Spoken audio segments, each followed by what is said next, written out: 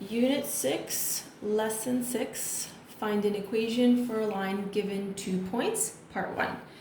Okay, so we're continuing on with determining our equations for a line. So if you recall in Lesson 5, you were given slope and 1 point. This lesson is going to focus on when you're only given 2 points, what are the steps in order to get the equation of a line? So step 1, I've divided into 3 parts. So step 1, you find the slope using this equation, y2 minus y1 over x2 minus x1.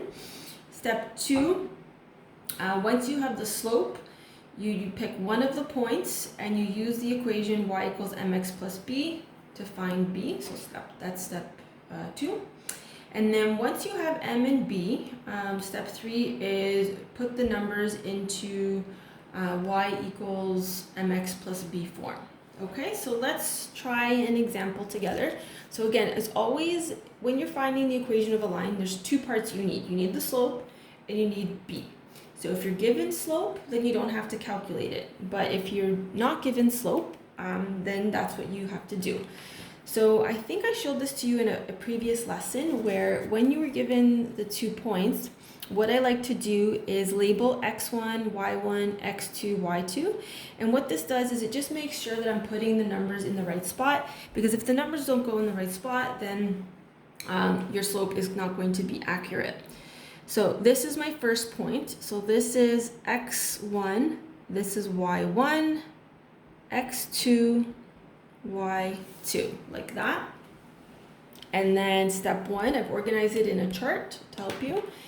You use your equation. So m is equal to y2 minus y1 over x2 minus x1. Always begin with your formula and then carefully substitute your numbers in. So y2 is first.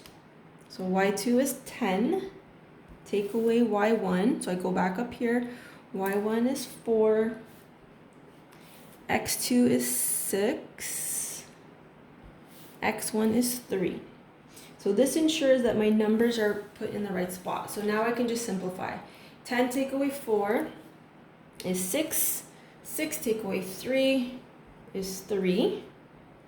6 divided by 3 is 2. So I have my first number. So m is equal to 2. Next thing I have to do is find b. So just like we did in the previous lesson, you write down your equation y equals mx plus b, where we have m from our previous example. And now what we can do is we have 2 sets of x's and 2 sets of y. So you can pick whichever point you want. Try to pick points that are easy to work with. Smaller numbers are easier to work with. Positive numbers are easier to work with. So when you're selecting your point, just keep that in mind. It doesn't matter which one you choose. You'll still get the same answer, but try to make your lives a little easier. So in this case, I would use 3 and 4 because they're just smaller numbers. So you pick one of the points and then it's going to go into the equation. So y is 4, m we got over here is 2, x is 3, and then b is what we're finding. So b is our unknown.